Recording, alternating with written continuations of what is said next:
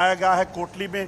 कोटली आपको बता दूं कि मैं एक तस्वीर भी आपको बताता हूं। इस तरफ अगर आप देखेंगे, मैं कैमरामैन से कहूंगा वो आपको बताएं, तो ये सामने जो आप देख रहे हैं यही लाइन ऑफ कंट्रोल का इलाका है और इसके ठीक पीछे क्योंकि इस वक्त फायरिंग जोन में ये इलाका है तो यहाँ जाना ठीक नहीं होगा, इसलिए हम आपको दूर से तस्वीरें बता रहे हैं ताकि अपनी सिक्योरिटी भी लीक ना करें। मगर इसके दूसरी तरफ जो है वो पाकिस्तान के वही आतंकी ठिकाने हैं जिनको इस वक्त जो है वो टारगेट किया गया है। इसी तरह से आपको बताऊं, शवाई नाला कैंप जो मुजफ्फराबाद में है, पीओके के ठीक का इलाका जहां पर कश्मीर जो कुपवाड़ा का इलाका है वहां, और सईदीना बिलाल कैंप जो है वो मुजफ्फराबाद में है। ये तमाम जो ठिकाने ध्वस्त किए गए हैं, इनमें इस चीज़ को सुनिश्चित किया गया कि पाकिस्तान के वो ठिकाने जहां आतंकियों को पाला जाता है, जहां आतंकियों को रखा जाता है और यहीं से आतंकी नेटवर्क को जम्मू कश्मीर और भारत के बाकी हिस्सों तक पहुंचाने का काम होता है, चाहे वो ट्रेनिंग कैंप थे या लॉन्च पैड थे, उनको हिट किया गया इस चीज़ को सुनिश्चित करने के लिए कि किसी भी तरीके से ये इलाके जो हैं, यहाँ जो टेरर हॉटस्पॉट हैं, इनको पूरे तरीके से तबाह किया जाए।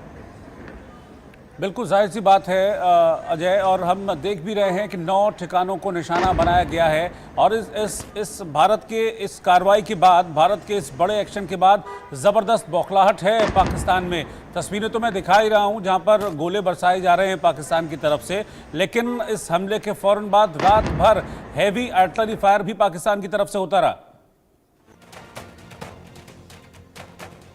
देखिए, बिल्कुल अभी भी मैं आपको बता दूं, पुंछ और कुपवाड़ा का जो इलाका है लाइन ऑफ कंट्रोल का, वहां पर पाकिस्तान की तरफ से लगातार फायरिंग की जा रही है। पाकिस्तान निहत्थे मासूम लोगों पर गोले बरसा रहा है और खासतौर अजय मुझे 1 मिनट दीजिए, मैं आपके पास लौट रहा हूं। कुछ तस्वीरें आ रही हैं सामने और ये तस्वीरें बता रही हैं कि किस तरीके से भारत में फिर भोले भाले लोगों को निशाना पाकिस्तान की तरफ से बनाया गया है। जो पाकिस्तान की तरफ से बम दागे गए, गोले दागे गए, जो मैं अभी तस्वीर आप देख भी रहे हैं, उसके बाद इस तरह की हालत हुई है। देखिए, यहाँ के जो सिविलियंस हैं, भारत के जो बॉर्डर एरियाज़ में रहते हैं, वो पाकिस्तान के गोलों के बाद किस तरीके का नुकसान उनको हुआ है वो दिखाते हुए, उनके टूटे फूटे घर दिख रहे हैं। ये लोग कुछ कह भी रहे हैं, इनको सुनते हैं ज़रा एक बार।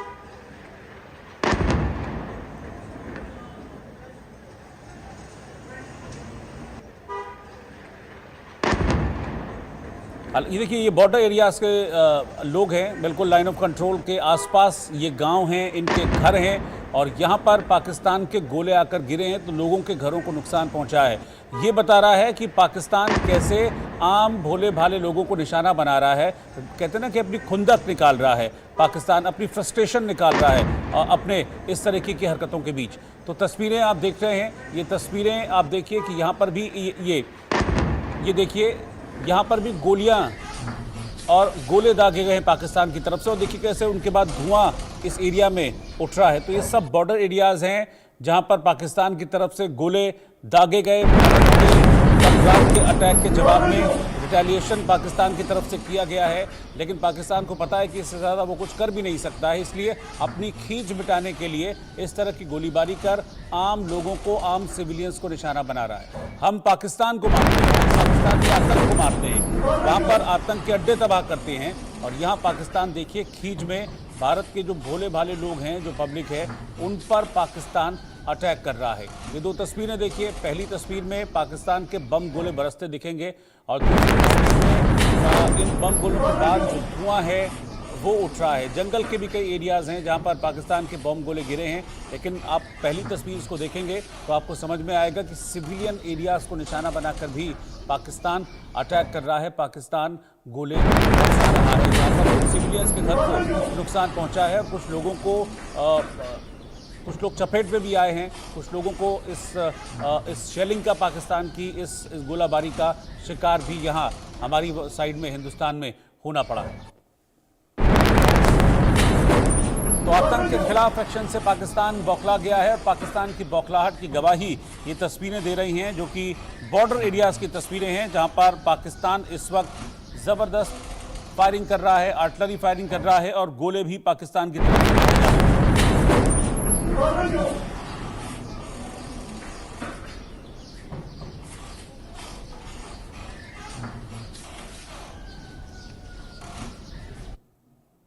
अजय जांड्याल हैं इस वक्त हमारे साथ। अजय, तस्वीरें यही बता रही हैं कि पाकिस्तान इससे ज़्यादा कुछ कर नहीं सकता, अपनी फ्रस्ट्रेशन निकाल रहा है। उसको पता है कि हिंदुस्तान ने जो कर दिया उतना दम पाकिस्तान के अंदर नहीं है, इसलिए भोले भाले लोगों को निशाना बना रहा है। एक ब्रेकिंग में ले रहा हूं अजय, उसके बाद आता हूं आपके पास। ऑपरेशन सिंदूर से पाकिस्तान में भारी तबाही हुई है, घुसकर मारा है भारत ने, पाकिस्तान के अंदर एयर स्ट्राइक की है, जिसके बाद मुजफ्फराबाद में इस वक्त ब्लैकआउट कर दिया गया है। लश्कर और जैश के कई ठिकाने भारत ने तबाह किए थे।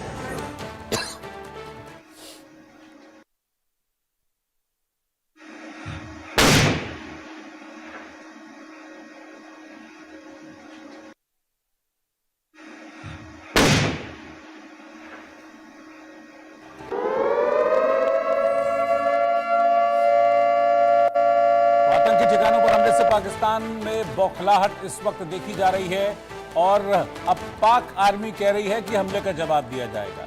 पाकिस्तान पूरी ताकत से इस हमले का जवाब देगा। वहां के रक्षा मंत्री ख्वाजा आसिफ कह रहे हैं, ये वो ख्वाजा आसिफ हैं जो कल रो रहे थे, आंखों से आंसू टपक रहे थे ख्वाजा आसिफ के कि अगर भारत हमला करेगा तो फिर पूरी दुनिया बर्बाद हो जाएगी। आंखों से आंसू टपक रहे थे, आज कह रहे हैं कि हम पूरी ताकत से जवाब देंगे और वो सारी दुनिया देखेगी। सुनिए क्या कह रहे हैं। 4 स्ट्राइक्स की गई। मुजफ्फराबाद में शाही वाली नाला ये जगह है, यहां पे मस्जिद बिलाल को निशाना बनाया गया। 7 इंपैक्ट हुए यहां पे दुश्मन की तरफ से। अजय जांडियाल मेरे सहयोगी साथ में हैं। अजय, गीदड़ भपकी फिर सुन ली पाकिस्तान की। ख्वाजा आसिफ कह रहे हैं कि बड़े हमले से हम इसका जवाब देंगे। उनकी आर्मी झूठा प्रोपेगेंडा फैला रही है कि मस्जिद को निशाना बनाया गया।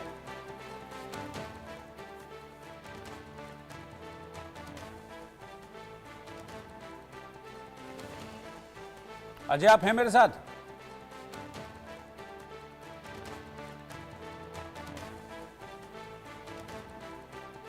मुझे लगता है कि शायद आवाज अजय तक नहीं पहुंच रही है, लेकिन इस बीच तस्वीर आप देखिए।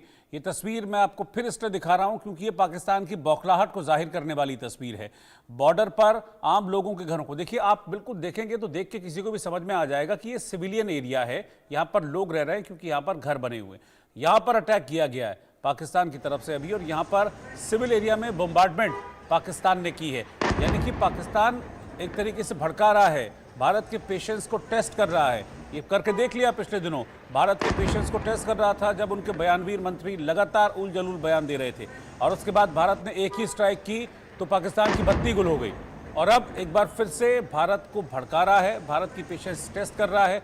और मैंने पहले भी कहा था कि आप ये समझ लीजिए कि ये जो हुआ है अभी पाकिस्तान में आज रात, ये सिर्फ और सिर्फ एक ट्रेलर था, और अगर इस तरह की हरकतें करेगा पाकिस्तान तो फिर और लंबा और अच्छा इलाज पाकिस्तान का किया जाएगा, ये तय है। ये देखिए, ये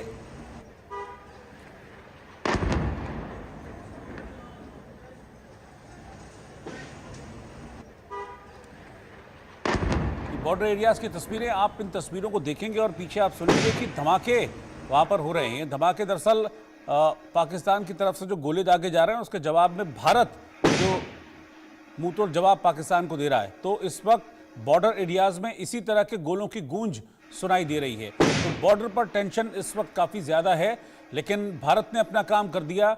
जो पाकिस्तान में आतंक के अड्डे थे, जिनको पॉइंट आउट किया गया था कि कहाँ स्ट्राइक करनी है और कैसे स्ट्राइक करनी है, वो काम भारत ने पूरा किया और आतंक के अड्डों को तबाह कर दिया। कुल 9 जगह जो आतंक के अड्डे थे उनको नेस्तनाबूद किया गया है भारत की इस एयर स्ट्राइक। दीपक विश्वकर्मा इस वक्त हमारे संवाददाता हमारे साथ में हैं। दीपक, बौखलाहट अब पाकिस्तान अपनी दिखा रहा है बॉर्डर एरियाज में फायरिंग और गोले दाग कर। जी बिल्कुल, पुंछ का जो इलाका है वो सबसे संवेदनशील इलाका बना हुआ। चौतरफा यहाँ पर गोलीबारी हो रही है और चौतरफा यहाँ से बॉम्बिंग हो रही है। जितने भी इलाके हैं, और सबसे महत्वपूर्ण इलाका ये है जो सिविलियंस के इलाका है, वहाँ पाकिस्तान द्वारा बॉम्बिंग की जा रही है। जितने भी सिविलियन इलाके हैं उन सब जगहों पर बॉम्बिंग हो रही है। सबसे महत्वपूर्ण बात यह है कि जो वो लोग हैं जो बाहर घूमने निकले थे या जो कहीं जाने के लिए जगह खाली करना चाह रहे थे, उन सब जगहों को काफ़ी नुकसान हुआ। और सबसे यदि बात की जाए तो अब चौतरफा, क्योंकि हम पुंछ में मौजूद हैं और इसकी बहुत बड़ी सीमा है जो पाकिस्तान से लगती है, तो चौतरफा यहाँ से बॉम्बिंग होती है और उसके बाद गोलीबारी शुरू हो जाती है। मैं जिस होटल में मौजूद था, मैं जिस होटल में रुका था, वहाँ से तकरीबन 60 फीट की दूरी पर ही एक ब्लास्ट हुआ और ब्लास्ट इतना भयानक था कि कम से कम 100 फीट की दूरी तक काले रंग का धुआं उड़ता चला गया। अभी भी जो स्थिति है, पाकिस्तान इस कदर बौखला गया है उनके आतंकियों को मारने के बाद, क्योंकि ये किसी से छुपा नहीं है कि ये जब ये कहा जाता है कि पाकिस्तान ही आतंकवाद का पनाहगार है, वही उनको जगह देता है, वही उनको अपने घर में रखता है, वही उनसे ये सब कराता है।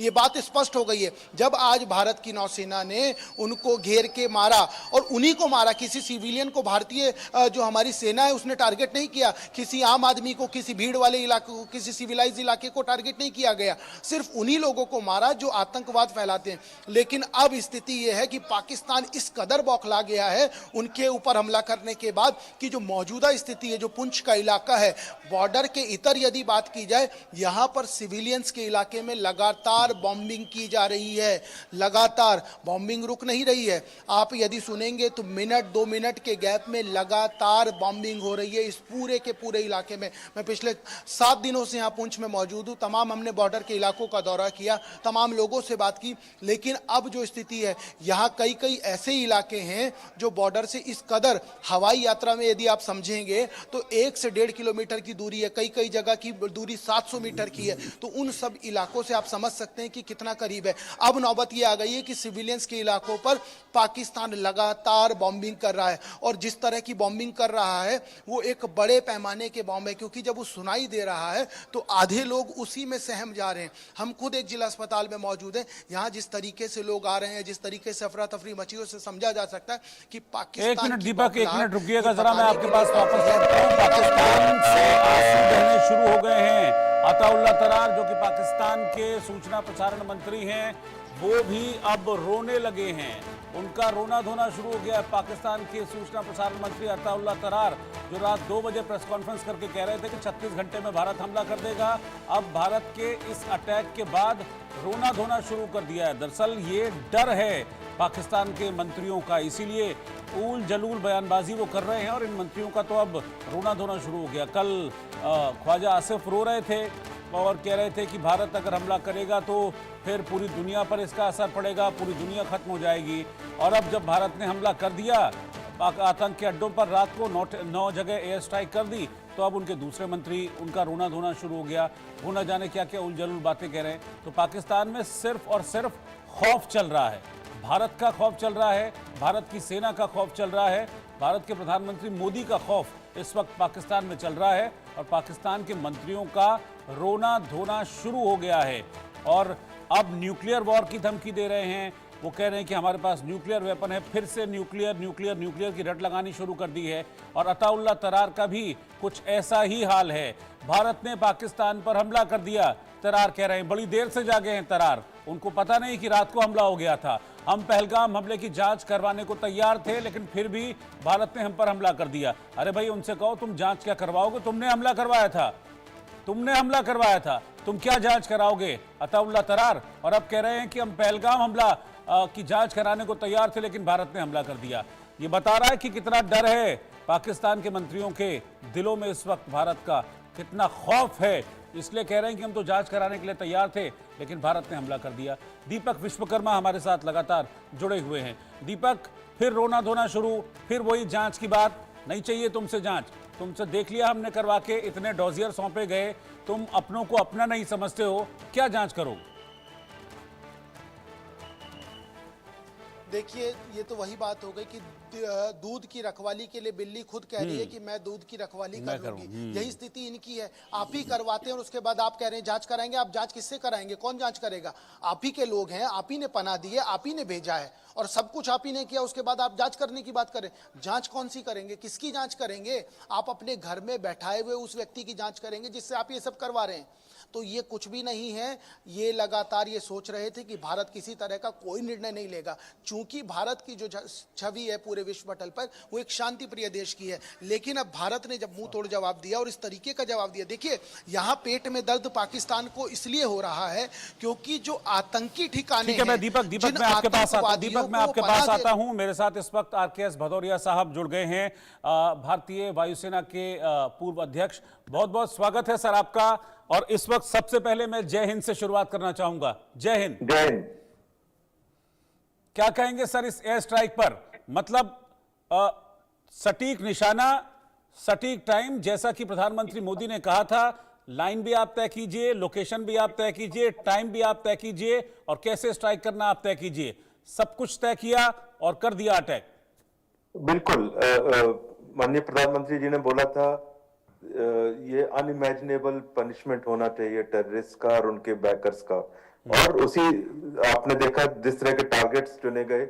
एक ये आई थिंक बहुत he considered after due diligence, बहुत ही कंसिडर्ड डिसीजन रहा होगा कौन से टारगेट्स वहां पे, कौन है, किस तरह का इंफ्रास्ट्रक्चर है, एंड नंबर ऑफ टारगेट्स जो चूज किए गए, एक बहुत ही रोबस्ट एक्शन के इमर्ज होके आया है, बहुत ही बड़ा एक्शन। सो उन्होंने जो हरकत की पहलगाम में, जिस तरह का हीनियस एक्ट किया, कवर्डली एक्ट किया, शर्मनाक एक्ट किया, उसके लिए ये बहुत ही एप्ट रिस्पॉन्स है, बहुत ही स्ट्रांग रिस्पॉन्स है। अटैक की उम्मीद कर रहे थे क्योंकि पहलगाम के बाद सर बड़े सेंटिमेंट्स बहुत हाई थे और पूरे देश में एक ही मांग उठ रही थी कि इसका बदला लिया जाना चाहिए, क्योंकि वो एक बहुत बड़ा टेररिस्ट एक्ट था। तो इसी तरह की उम्मीद हम कर रहे थे कि एक ऐसा जवाब पाकिस्तान को मिले जिसके बाद आतंक पर कम से कम सोचे वो। बिल्कुल बिल्कुल, I think in response to terrorist action इतना स्ट्रॉन्ग जवाब, इतना बड़ा जवाब किसी ने भी नहीं सोचा होगा। एंड उस हिसाब से ये बिल्कुल अनइमेजिनेबल रहा है कि जितना किसी ने सोचा नहीं होगा कि हम इस लेवल तक एंड इस मैग्नीट्यूड का अटैक करेंगे, एंड इतना बड़ा in terms of geographical depth, in terms of numbers. तो ओवरऑल ये एक बहुत स्ट्रॉन्ग रिस्पॉन्स है। जिस तरह के वीडियोस एंड जो पिक्चर्स मैं देख रहा हूँ जो आप लोगों ने लिए हैं एंड जो Pakistani media and social media दिखा रहा है, वो टारगेट्स डिस्ट्रॉय हुए हैं, उनका वहाँ पे बहुत डैमेज दिख रहा है। तो ओवरऑल जो भी टारगेट्स सिलेक्ट किए गए हैं वो डिस्ट्रॉय कर दिए गए हैं। ऑल्सो वेरी क्लियरली वही टारगेट्स अटैक किए गए हैं, तो प्रिसीजन बॉम्बिंग की गई है, प्रिसीजन वेपन्स का इस्तेमाल हुआ है किसी कॉम्बिनेशन में, स्ट्रॉन्ग वेपन्स का भी इस्तेमाल हुआ है, एंड प्रिसीजन के कारण कोई भी कोलैटरल डैमेज बिल्कुल मिनिमम है। तो मेरे को नहीं लगता ज्यादा कोई सिविलियन इसमें कैजुअलिटी हुई होगी। ये तो इतने बड़े अटैक के बावजूद आई थिंक हमारी तरफ से जो प्लानर्स हैं, जो एग्जीक्यूशन कर रहे हैं, उन्होंने भी काफी संयम एंड कैलिब्रेटेड वे में इसको अंजाम दिया है। सर, वायुसेना का इस ऑपरेशन में, ऑपरेशन सिंदूर में एक बड़ा रोल रहा है, क्योंकि भारतीय वायुसेना के विमानों ने ही ये स्ट्राइक किया है। किस तरीके से प्लान की जाती है इस तरह की स्ट्राइक, और क्योंकि पाकिस्तान के एयर स्पेस पे भी एंटर नहीं किया और यहीं से अटैक किया और आतंक के ठिकानों को खत्म कर दिया। या अभी पूरे डिटेल्स इमर्ज होके नहीं आए हैं। आई थिंक आज की जो डिटेल्स इमर्ज होंगी इससे पता चलेगा। जो अभी तक पता है ये ट्राई सर्विस प्लानिंग रही है, तीनों सर्विसेज का कॉम्बिनेशन रहा है। जो वेपन्स एंड जो एयरक्राफ्ट एयरफोर्स ने यूज किए हैं, जो टारगेट दिख रहे हैं उस हिसाब से बिल्कुल प्रिसीजन वेपन्स का इस्तेमाल किया गया है। एंड इस समय हमारे पास कई कॉम्बिनेशन में प्रिसीजन वेपन्स हैं, उनका इस्तेमाल जरूर हुआ है। उसके लिए क्रॉस करने की जरूरत नहीं पड़ी होगी, क्या क्रॉस किया नहीं किया वो इमर्ज डिटेल्स आएंगे, लेकिन मेरे ख्याल से जरूरत ना पड़ी हो शायद। एंड जो टारगेट्स हिट किए हैं उन पे डैमेज अचीव किया है। सो ओवरऑल ये बहुत सक्सेसफुल आई थिंक मिशन रहा है from defence services. Sir and जो भी पहलगाम का जो आतंकवादी हमला था, उसको पूरी तरह से अवेंज किया गया है, पूरी तरह से जो बोलते हैं। एंड फिर भी मैं ये बोलूंगा इतने बड़े एक्शन के बावजूद कि ये एक बहुत ही फिर भी संयम से किया हुआ एंड बहुत ही कैलिब्रेटेड एक्शन है जो सिर्फ टेररिस्ट के अगेंस्ट। हाँ बिल्कुल, देखिए ये कोई भी मिलिट्री टारगेट नहीं है, जी। कोई सिविलियन